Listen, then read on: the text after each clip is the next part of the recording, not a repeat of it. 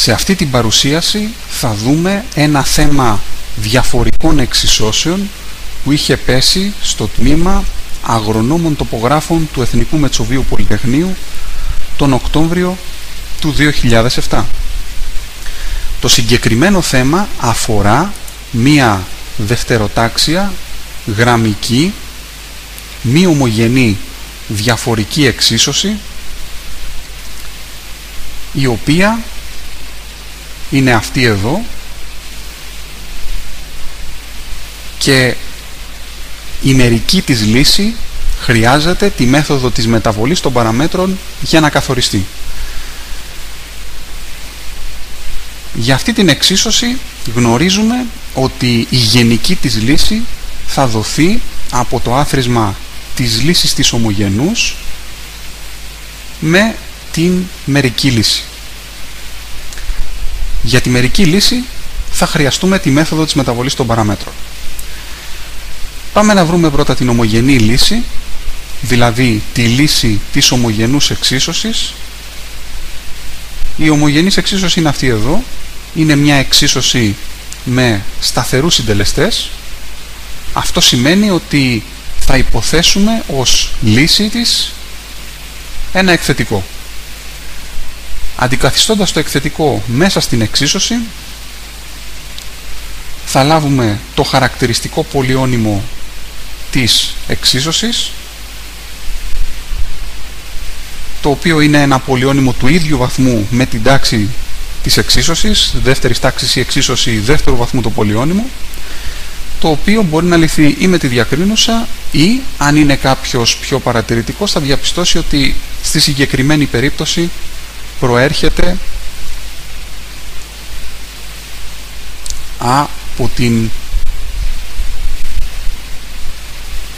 από το ανάπτυγμα αυτής εδώ της ταυτότητας. Οπότε λοιπόν από εδώ προκύπτει ότι το k ίσον -1 είναι διπλή ρίζα. Αυτό σημαίνει ότι η μία λύση μου είναι e στη μείον χ και στην περίπτωση της διπλής ρίζας γνωρίζουμε ότι η δεύτερη λύση προέρχεται από τον πολλαπλασιασμό της πρώτης με χ, δηλαδή είναι χ επί a στη μείον χ. Επομένως η ομογενής λύση είναι ο γραμμικός συνδυασμός της λύσης ψ1 με τη λύση ψ2. Πάμε τώρα να βρούμε τη μερική λύση της πλήρους εξίσωσης.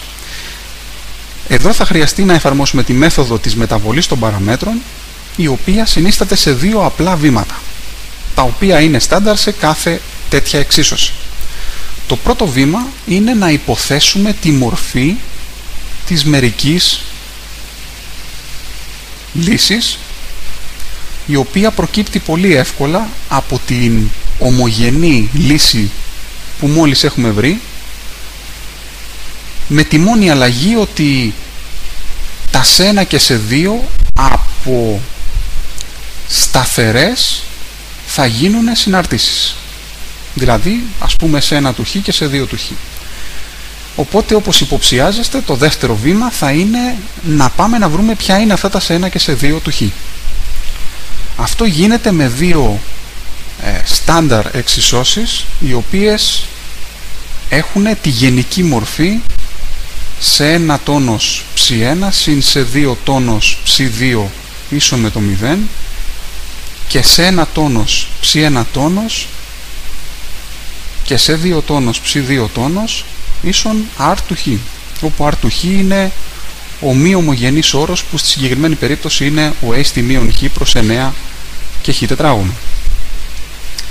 Και ψ1 ψ2 είναι οι λύσεις της ομογενούς εξίσωσης που στη συγκεκριμένη περίπτωση τις έχουμε βρει. Οπότε λοιπόν στην συγκεκριμένη εξίσωση που λύνουμε,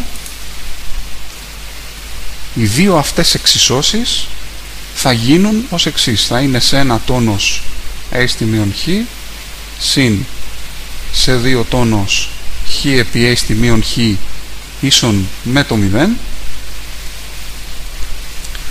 και σε ένα τόνος μείον a στη μείον χ, που είναι η παράγωγος της πρώτης λύσης, συν σε δύο τόνος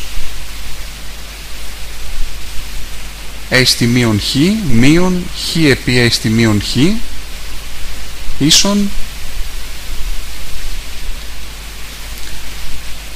a στη μείον χ προς 9 και χ τετράγωνο. Οπότε λοιπόν,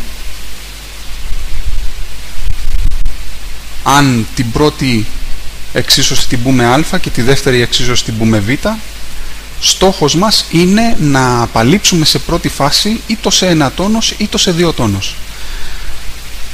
Παρατηρούμε εδώ ότι αν τις προσθέσουμε κατά μέλη, επειδή οι δύο πρώτοι όροι είναι αντίθετοι, το σε ένα τόνος θα φύγει.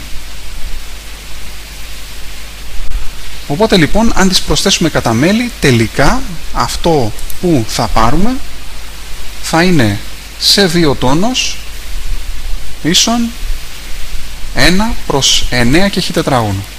Οπότε με απλή ολοκλήρωση βρίσκουμε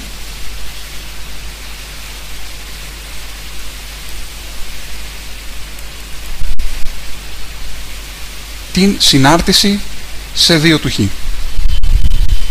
Η σε 2 του χ λοιπόν είναι 1 τρίτο αντίστροφη εφαπτωμένη του χ τρίτα, που είναι το αποτέλεσμα αυτού του ολοκληρώματος.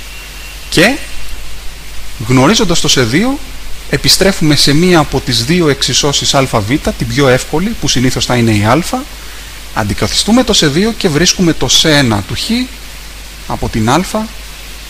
Το σε 1 του χ στη συγκεκριμένη περίπτωση θα είναι μείον 1 δεύτερο, αν κάνουμε τις πράξεις, ln χ τετράγωνο και 9. Επομένως, έχουμε βρει τα σε 1 του χ και σε 2 του χ, άρα γνωρίζουμε τη μερική λύση, απλά θα πάμε να αντικαταστήσουμε τα σε 1 και σε 2 που βρήκαμε στη μερική λύση που υποθέσαμε, και κάνοντας τις πράξεις, η μερική λύση τελικά θα είναι μείον a στη μείον χ δεύτερα ln χ τετράγωνο και 9 συν χ επί a στη μείον χ τρίτα αντίστροφη εφαπτωμένη χ τρίτα. Οπότε η γενική μας λύση